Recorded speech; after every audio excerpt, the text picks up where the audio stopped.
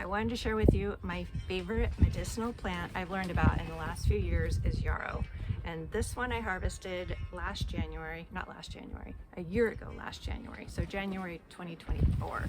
And I cut the leaves and the blooms and I hung them to dry, and then I jarred them. Some of it I made tincture out of, but this is the dried yarrow. Look how pretty the little flowers are, even dry.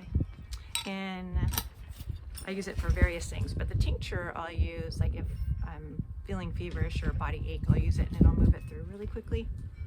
The tea, the same thing with the tea that I'll make, but what I used it for the other night is then I cut my finger, which this isn't the first time I've used yarrow when I've cut myself, but it's so fast acting. I cut my finger, it was bleeding really bad. I rinsed it, I put some yarrow out, on a napkin, and that way I wasn't sticking my hands in the jar.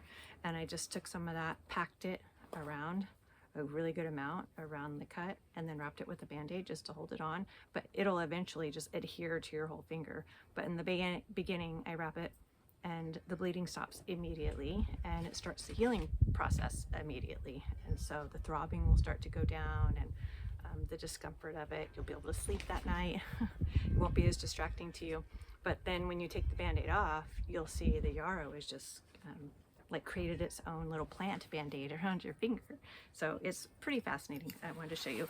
It's really pretty. It grows quickly and it'll spread. So if you plant yarrow and you don't want it to spread everywhere, you might want to put it in a container. I have some of it is growing out in the yard, and that dies back in the winter, but it comes back each time. It's really hardy, but I wanted some year-round growing in here, which I don't know why. I wasn't going to harvest it. I just liked having the yarrow in the space that I'm in a lot during the winter. So let me show you how cool it is.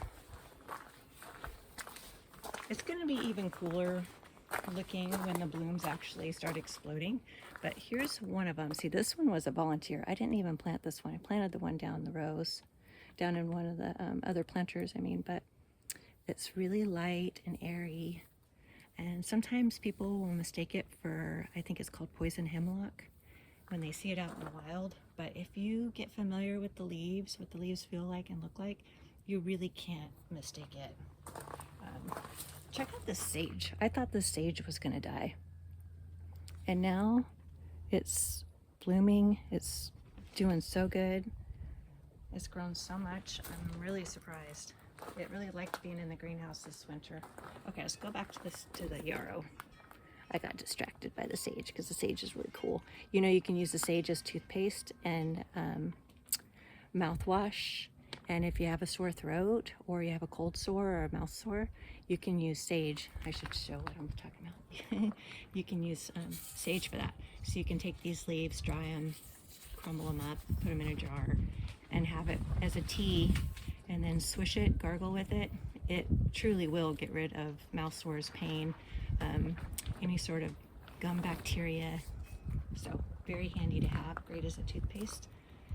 Okay, so the yarrow, you can see a little tiny bloom starting. It's going to open up quite a bit, and this will be covered, and the flowers will be vibrant and going throughout. Well, in here it was even during the winter. I still had some flowers, so they will last a long time, depending on the environment. But it's a really pretty plant, great medicinal, has so many benefits. Whoops, oh, I'm sorry, Mr. Yarrow, I just pulled one of your arms off. Put it back. So yeah, I would suggest checking it out online, looking it up, maybe planting one in a pot, having it for yourself, sharing it with friends, making tinctures, making some tea. Super easy, not complicated, and a very beautiful plant to have around.